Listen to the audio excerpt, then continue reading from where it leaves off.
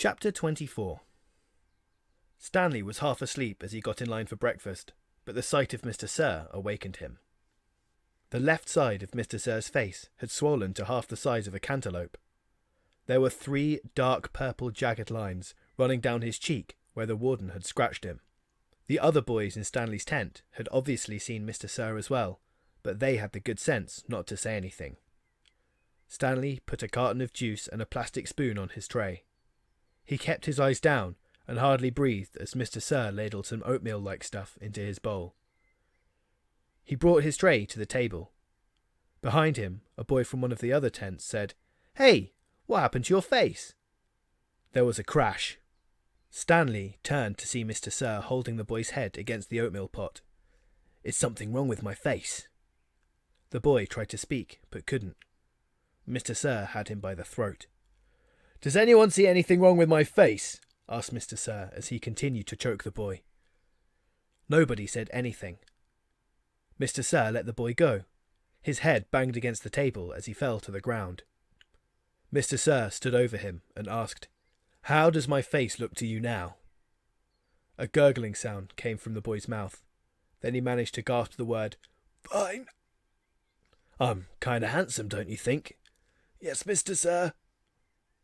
Out on the lake, the other boys asked Stanley what he knew about Mr. Sir's face, but he just shrugged and dug his hole. If he didn't talk about it, maybe it would go away. He worked as hard and fast as he could, not trying to pace himself.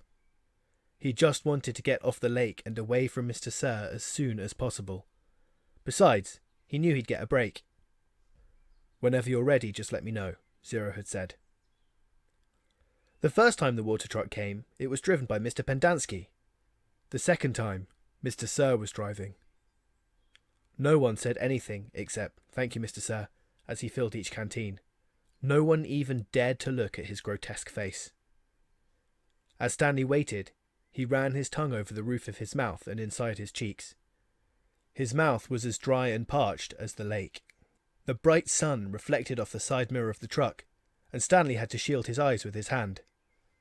"Thank you, Mr. Sir," said Magnet as he took his canteen from him. "You thirsty, caveman?" Mr. Sir asked.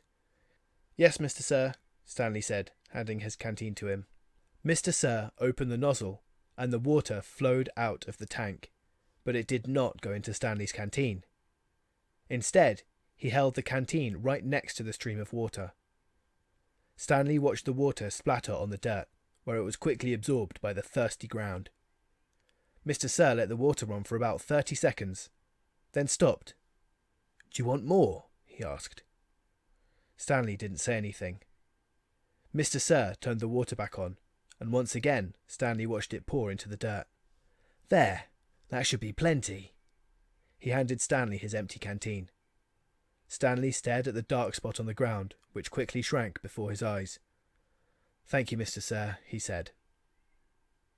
Chapter 25. There was a doctor in the town of Green Lake 110 years ago. His name was Dr. Hawthorne, and whenever people got sick, they would go and see Doc Hawthorne. But they would also see Sam, the Onion Man. "Onions! Sweet fresh onions!" Sam would call, as he and his donkey Mary Lou walked up and down the dirt roads of Green Lake. Mary Lou pulled a cart full of onions. Sam's onion field was somewhere on the other side of the lake. Once or twice a week, he would row across the lake and pick a new batch to fill the cart. Sam had big strong arms, but it would take all day for him to row across the lake and another day for him to return. Most of the time he would leave Mary Lou in a shed, which the walkers let him use, no charge, but sometimes he would take Mary Lou on his boat with him. Sam claimed that Mary Lou was almost 50 years old, which was, and still is, extraordinarily old for a donkey. "She eats nothing but raw onions," Sam would say, holding up a white onion between his dark fingers. "It's nature's magic vegetable. If a person ate nothing but raw onions, he could live to be 200 years old." Sam was not much older than 20, so nobody was quite sure that Mary Lou was really as old as he said she was. How would he know? Still, nobody ever argued with Sam. And whenever they were sick, they would go not only to Doc Hawthorne, but also to Sam. Sam always gave the same advice: eat plenty of onions. He said that onions were good for the digestion, the liver, the stomach, the lungs, the heart and the brain. If you don't believe me, just look at old Mary Lou here. She's never been sick a day in her life. He also had many different ointments, lotions, syrups and pastes, all made out of onion juice and different parts of the onion plant. This one cured asthma, that one was for warts and pimples, another was a remedy for arthritis. He even had a special ointment which he claimed would cure baldness. Just rub it on your husband's head every night when he's sleeping, Mrs. Collingwood, and soon his hair will be as thick and as long as Mary Lou's tail. Doc Hawthorne did not resent Sam. The folks of Greenlake were afraid to take chances. They would get regular medicine from Doc Hawthorne and onion concoctions from Sam.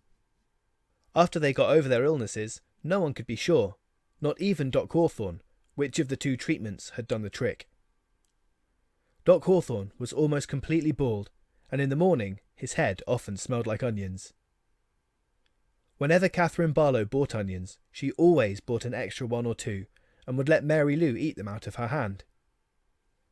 "Is something wrong?" Sam asked her one day as she was feeding Mary Lou. "You seem distracted." "Oh, it's just the weather," said Miss Catherine. "It looks like rain clouds moving in." "Me and Mary Lou, we like the rain," said Sam. "Oh, I like it fine," said Miss Catherine, as she rubbed the donkey's rough hair on top of its head. "It's just that the roof leaks in the schoolhouse." "I can fix that," said Sam. "Huh, what you gonna do?" Catherine joked. "Fill the holes with onion paste?" Sam laughed. "I'm good with my hands," he told her. "I built my own boat. If it leaked, I'd be in big trouble." Catherine couldn't help but notice his strong, firm hands. They made a deal. He agreed to fix the leaky roof in exchange for 6 jars of spiced peaches. It took Sam a week to fix the roof because he could only work in the afternoons after school let out, but before night classes began. Sam wasn't allowed to attend classes because he was a Negro, but they let him fix the building. Miss Catherine usually stayed in the schoolhouse, grading papers and such, while Sam worked on the roof. She enjoyed what little conversation they were able to have, shouting up and down to each other. She was surprised by his interest in poetry. When he took a break, she would sometimes read a poem to him. On more than one occasion, she would start to read a poem by Poe or Longfellow, only to hear him finish it for her from memory. She was sad when the roof was finished. "Is something wrong?" he asked.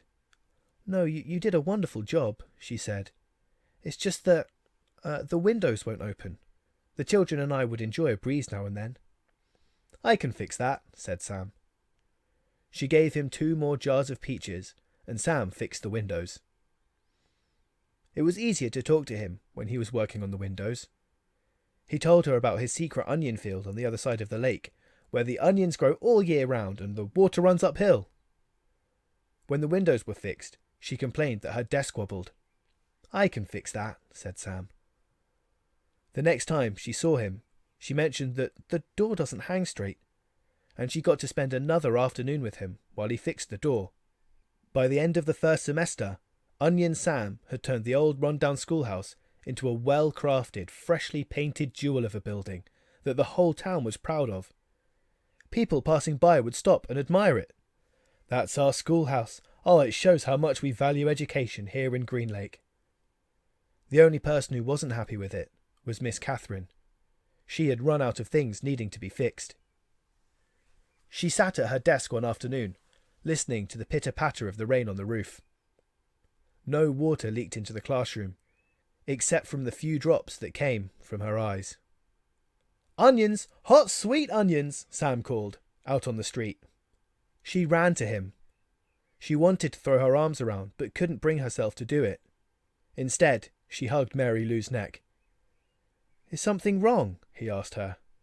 "Oh, Sam," she said, "my heart is breaking." "I can fix that," said Sam. She turned to him. He took hold of both her hands and kissed her. Because of the rain, there was nobody else out on the street. Even if there was, Catherine and Sam wouldn't have noticed. They were lost in their own little world. At that moment, however, Hattie Parker stepped out of the general store. They didn't see her, but she saw them. She pointed her quivering finger in their direction and whispered, God will punish you.